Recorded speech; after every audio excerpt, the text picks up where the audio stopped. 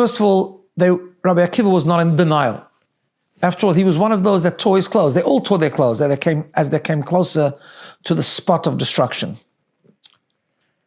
And they cried, and so should we, because pain is something that needs to be felt. You can't hide from pain.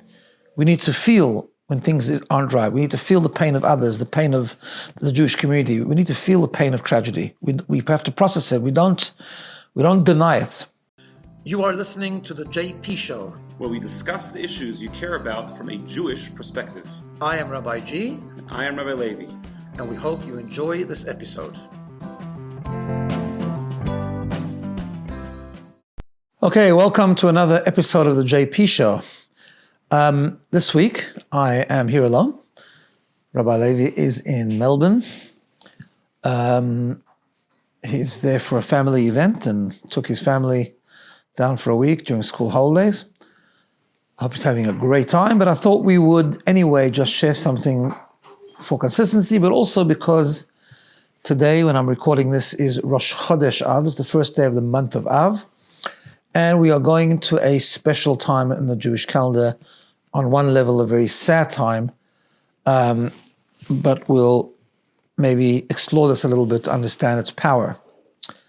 So, as I said, today is the first day of the month of Av. In 9 days from now, on the 9th of Av, we mark Tisha B'Av, the 9th of Av, which is a day of mourning for the Jewish people.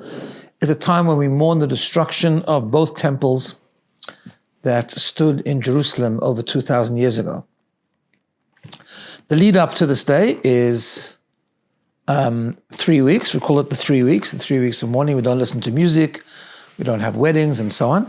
But it intensifies when the month of Av begins. We have what's called the 9 days, where many communities have accustomed not to eat meat, not to drink wine, to sort of tone it down a bit, just to create a space where we actually can feel the pain. Because the destruction of the temples was significant.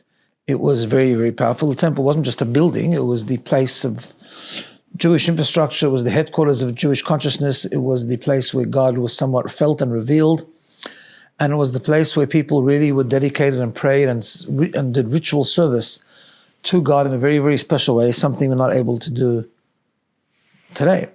However, not just that, it's also that by extension, it was also the time when Jerusalem was destroyed, the first temple by the Babylonians, the second by the Romans, and Jerusalem was destroyed and the people were sent into exile. The first time they went into Babylonia, the second time a large portion of the Jewish people went to Rome and under very degrading circumstances. And we are also taught that Tisha B'Av is not a time only to remember the destruction of the temples, but actually by extension, it's a time to be conscious of all the persecution, all the anti-Semitism, all the tragedies, national tragedies, communal tragedies that have happened in the last 2,000 years, which unfortunately there have been many communities that have been destroyed, communities that we talk about it on Tisha B'Av in the prayers actually. And it's all very recent times. And I thought that in a way that's what makes Tisha B'Av in this period of time all that more important this year for the Jewish people in general, because of October 7th, but the people here in Sydney in particular, as we remember the Bondi attack just not so long ago, 6 months ago, 6.5 months ago.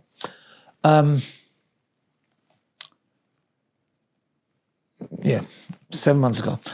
It's painful, and it's a time it comes up in our memory this time of the year, and we are given this period to reflect, to feel the pain, to remember those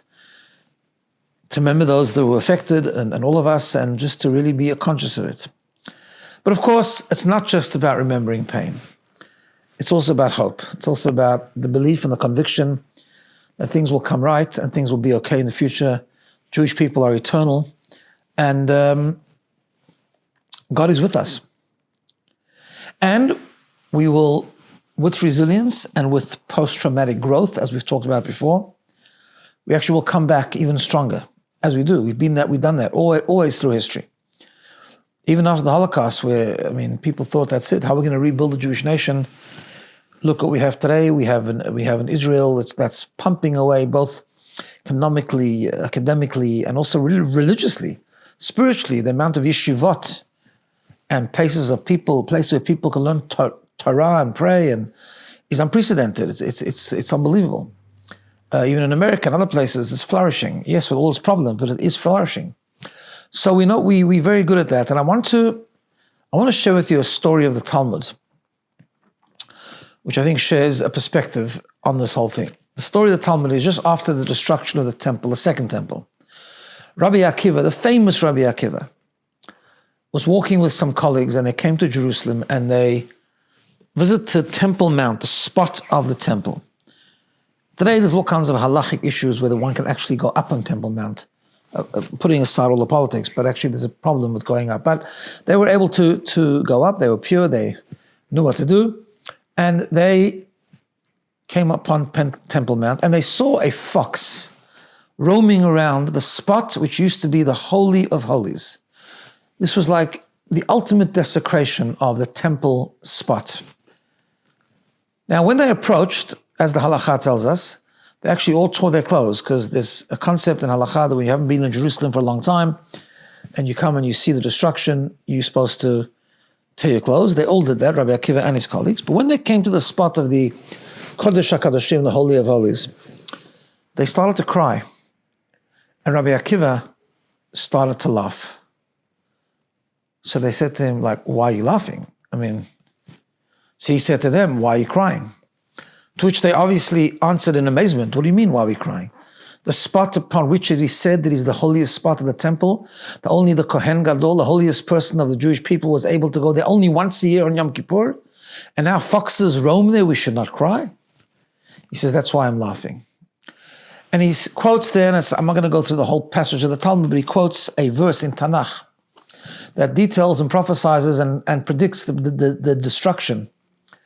And then he says, and then he quotes the verses that predict the rebuilding, how Jerusalem will once again hustle and bustle, will be an amazing place, and it'll be vibrant, and old people and young people and so on.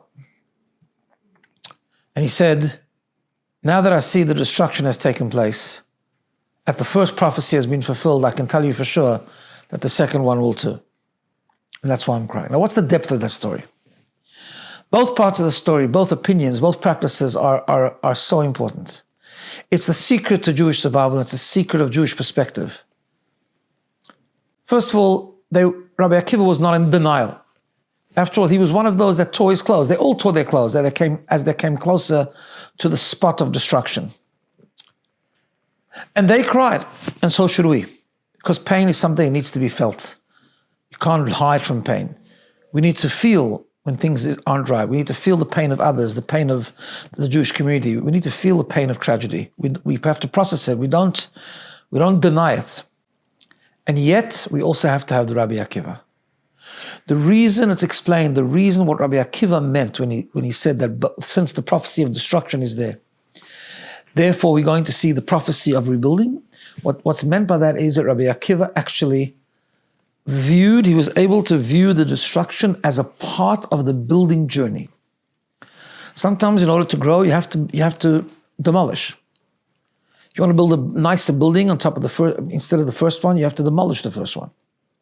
Sometimes pain, sometimes destruction makes stronger people. Challenge can be used as an opportunity. We don't ask for challenge, we don't want challenge, we don't want tragedy, of course not. We pray only for good. But when it does happen, we have to feel the pain and we have to cry, but we also have to understand the seeds of growth that are in destruction. And that's Rabbi Akiva was able to see that. That's why he laughed. And therefore the next 9 days have to be the same thing. We have restrictions halachically, what we can't do, designed to make us remember the pain. We don't eat meat, we don't drink wine except for Shabbat. We don't have weddings, we don't take haircuts. We minimize just overall happiness because we've got to become, we're not cruel, we have to be sensitive. Sensitive to the fact that there's a lot of pain and tragedy still going on in the Jewish community. And yet we also have to incorporate Rabbi Akiva's faith and Rabbi Akiva's ability to see the seeds of growth in the destruction. To see this is all going towards something much greater, much more beautiful, much more powerful in times to come, especially in the coming of Mashiach. So we have to also carry both things together. We have to carry that conviction, that strength, that determination to bounce back even stronger, and at the same time still feel the pain. It's not a contradiction. Or maybe it is, just we can do it well. So let us hope as we go through these 9 days that we actually can put that into practice. We can reflect on people's pain and be upset about it. We can reflect on the destruction of the temple and be sensitive to it. And yet we can be filled with faith and hope and determination and resilience that very soon we'll see a glorious time for the Jewish people, the rebuilding of the third temple, hopefully very soon. Have a wonderful day, and thank you for listening. See you next week.